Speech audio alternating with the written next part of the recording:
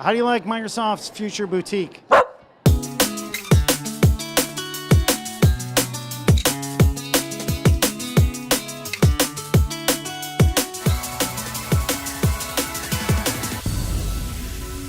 So we're here at Ad Week, Monday, the busiest day of the week, as you can see behind us. Jillian, have you had a chance to go to any sessions yet, or have you been playing hooky and like? I've been playing a little bit of hooky, walking around. There are a lot of celebrities hanging out today, a lot of good companies represented. A few sessions I want to see, a lot of the AI for good, I found educational sessions on career development. So a lot of really great ones out there today. Yeah, and we did see some special people, I guess, behind the scenes. Rhymes with Stone. That is Stone. Yeah. Too much. No, we did see a few celebrities, and we were in the green room. We were pretty close, almost the same thing. Yeah. So make sure you keep tuned in. We'll be here the next 2 days here at Advertising Week New York.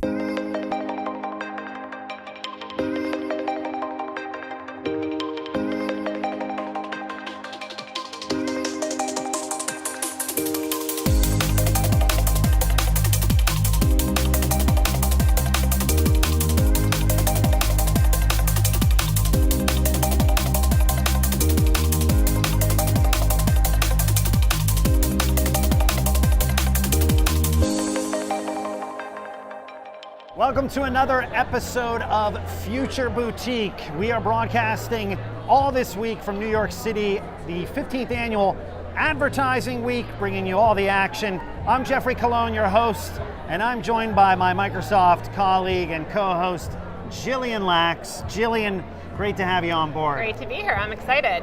Now, I know that you weren't able to attend Cannes, and we did some great episodes there. Hopefully, we can get you to make sure join us that period next summer, possibly. I mean, you said that last year, and I kept waiting and didn't really pan out. But thank you for letting me come 20 minutes down the street to join you here by a step and repeat today.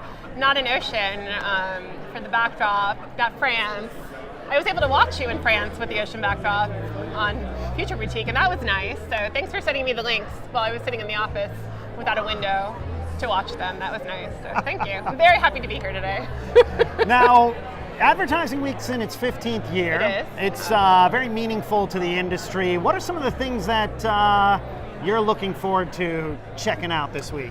All things experiential marketing are really exciting, all things AI, a lot of the things on career development. My big goal is going to be CMO by tomorrow, so today I'm really going to lock that down, and I think I'm going to get that in these sessions. Awesome, and of course there's a lot of celebrities here. Yeah. We are going to try to speak to some of them. What, who have you seen so far? We're going to go see Emma Stone.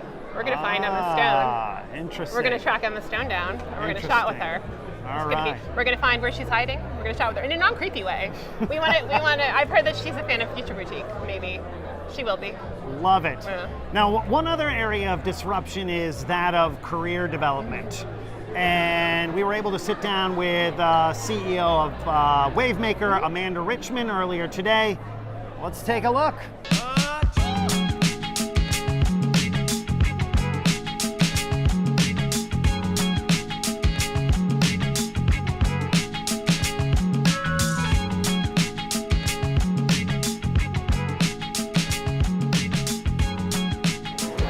All right, we're here with Amanda Richman, CEO of Wavemaker. Now, you're going to be talking about how to basically navigate your career. And I wanted to ask you a question because you've been in the industry for a really long time. There's a lot of talk about marketing disruption, but not a lot of people talk about disruption in terms of career development. True. What would you tell yourself if you were 24 again? It's the journey, not the destination. If you're very linear and you think about your career and levels of advancement and steps and hard goals, and in your mind at 24 you think, here's where I'm going to be in 20 years, prepare to be blown away and maybe blown out as well. You have to stay relevant. And I'd say a certain humility too, to acknowledge that you're not going to master anything in this space. It's constantly evolving. Stay nimble, surround yourself with really smart people that you can constantly be learning from, and your career is going to take some really interesting twists and turns. You're going to enjoy the ride. How would you tell someone who's starting in search marketing today to prepare for this world? Because it obviously has changed so much in the last 20 years. What are some of the technical skills that you would say are relevant in that area? I would say first to step back and reframe it around precision marketing instead of search. Folks coming up from the ranks through search have this great understanding around consumer intent. They understand how to optimize against certain signals. If they broaden that beyond the digital world too, to think about what insights they're seeing that they then act on, that they could bring earlier into the strategy and planning process, how they think holistically across now addressable television and other formats, and obviously within search itself, voice and other means to actually get to that consumer intent and pay it off for brands. It's a tremendous skill set and opportunity for them to really reframe from search expertise to broader precision marketing experts. Amanda, thanks for joining us here on Future Boutique. Thank you. Have a great ad week. Yeah, thanks, Fun time. Amanda. Exactly. Always Thank love you. it. Always Yes, great to have you. Welcome to New York City, the Big Apple, the concrete jungle where dreams are made, and the epicenter of the worldwide advertising industry. And every year since 2004, New York has served as the home base for Advertising Week, a global gathering of professionals in marketing, advertising, media, and technology. Now, to give you some perspective on how much the world has changed since this event launched in 2004. Back then, we were socializing on MySpace. The infant Facebook was only available on a few college campuses. iTunes was brand new.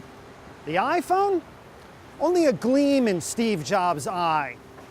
And we were learning to text on our flip phones. Celebrating its 15th year, Advertising Week is the nerve center for what all this change means for commerce. Featuring workshops led by some of the top minds in the industry, to sizzling nighttime events all over Gotham. This is where trends are forecast, science is dropped, and imaginations are fired. This is Advertising Week.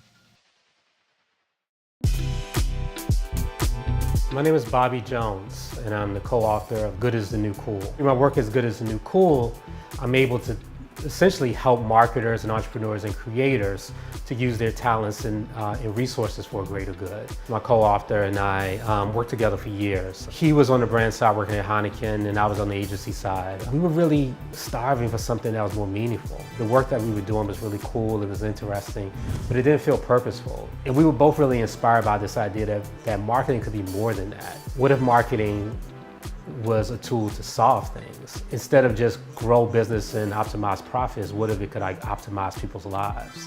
It was with that we started to really explore this idea of the book, Good is the New Cool. And so we went on this amazing journey, we finished the book, and we've been able to be on this wonderful journey where we get to travel the world and connect with people and help them, and to see the impact that the book has made on their lives and the impact that their work is making in the lives of communities around the world, which has been extremely fulfilling and inspiring. And in a lot of ways, I feel like we're just getting started on this journey. And here he is, Bobby Jones, co-author of the book, Good is the New Cool. We're really happy to have you here on Future Boutique for our coverage at Advertising Week. How are you? I'm great. It was great to be here. I'm super excited to be here with you. I love what you guys are doing, and yeah, let's dive into it, man. So, the book, it came out in 2016, starting to pick up steam now, and we were talking off camera. Yeah. I mean, why should brands be doing this? You know, is this novelty? What's the importance of doing good in the world in terms of being a brand, and what do brands gain from this? Yeah, so we wrote the book because we were really excited about this shift that was happening, that was making this idea of doing good and making money. It always felt as though there was this kind of false choice that brands and businesses need to make, right? So you had part of the company that was focused on making money, and then you had the part of the CSR and like the HR groups that were focused on community service and donating dollars or what have you. But the idea that the business and marketing and sales side and the parts of the business that are really focused on making positive contributions to the community, that they could be really integrated, and the fact that you could make money and do good at the same time, and the fact that doing good was actually something that actually increased the appeal of your business and brands to people, was something we were really excited about. Because for a lot of us that were in marketing, who wanted to use marketing and business as a force for good. It was like this exciting shift that allows for us to make the business case for it. And I think that brands are beginning to understand that you don't have to choose. You can make money, you can do good, and you can do it in really cool and interesting and innovative ways. And so we've been on this, amazing journey to kind of help build this movement of marketers and brands and culture creators and citizens who are all looking at business and culture as being forces for good, and really trying to use good as the new cool as a tool to help them to be successful in that.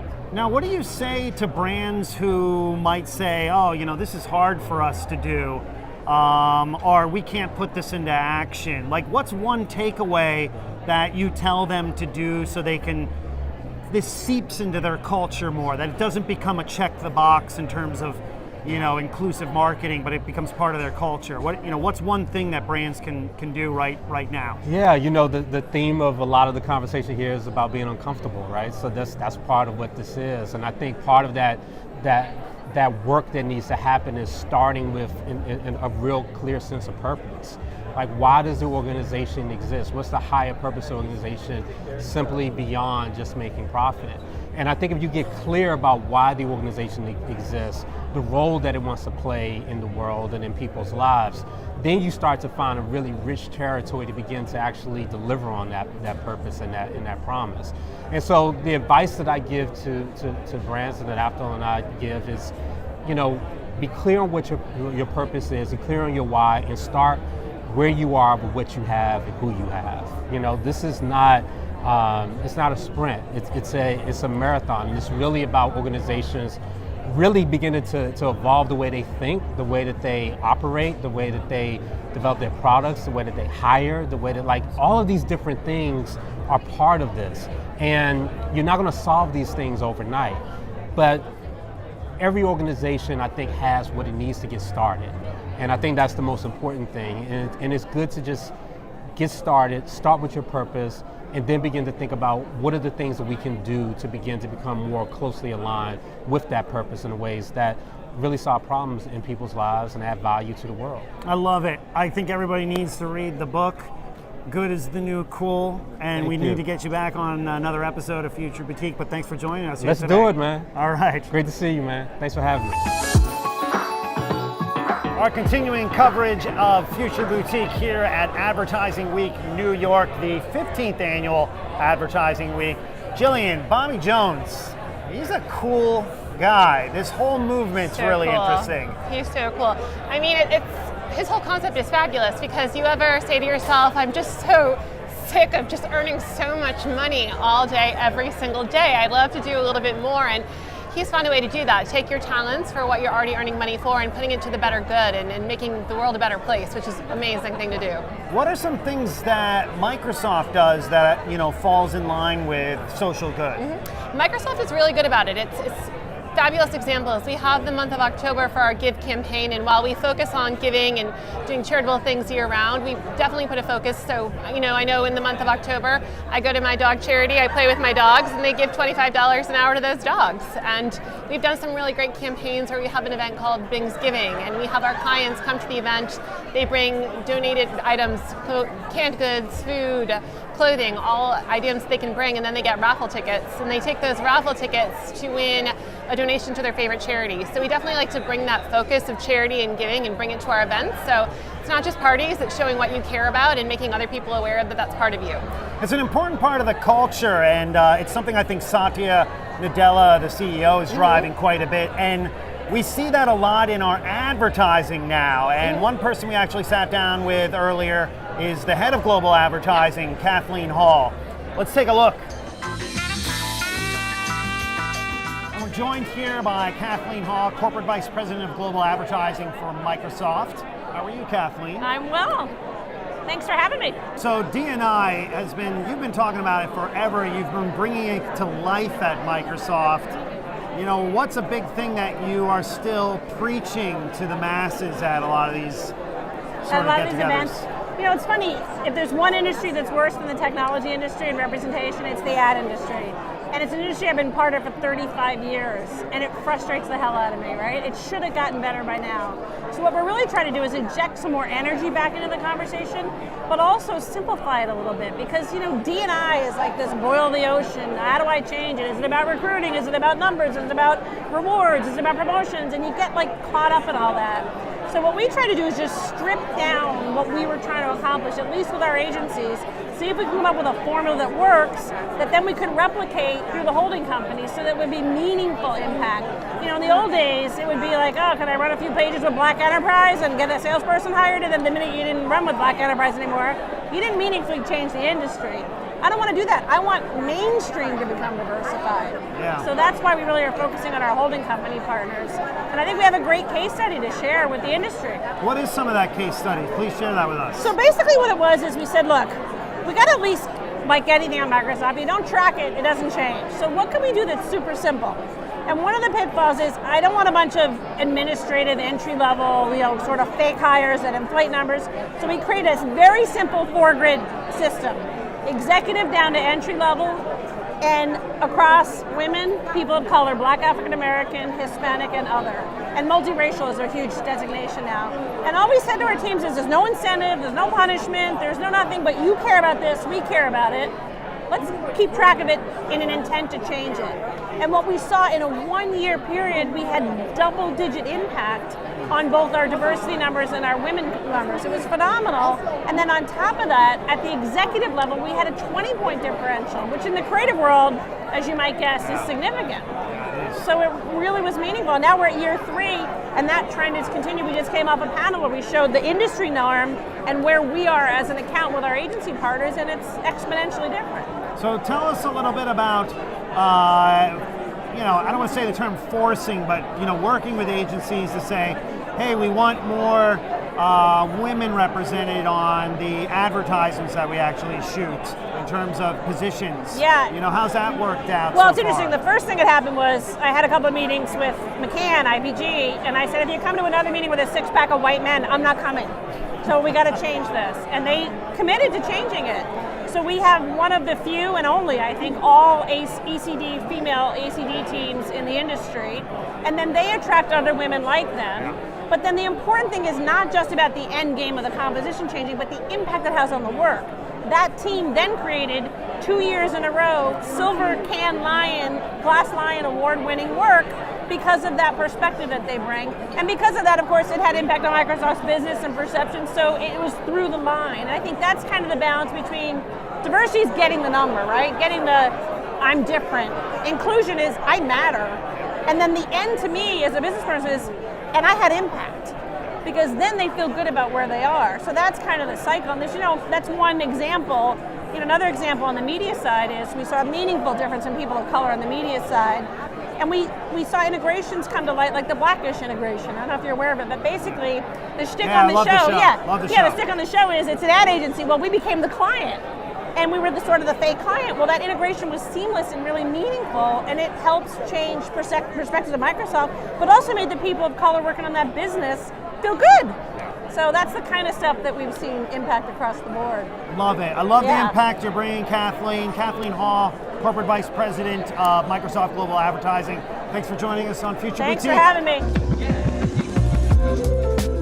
That's going to do it for day 1 of Advertising Week New York City here on Future Boutique. Jillian, where can everyone find us while they're not watching? They can definitely find us on the Bing Ads Instagram account and with the hashtag Bing Ads. And with the hashtag AW New York. And with the hashtag Microsoft. All of them. And what are we going to do tomorrow? We're going to find a celebrity. All the celebrities. Or one. I'll take one. One's cool. That'll do it. Thanks, everyone.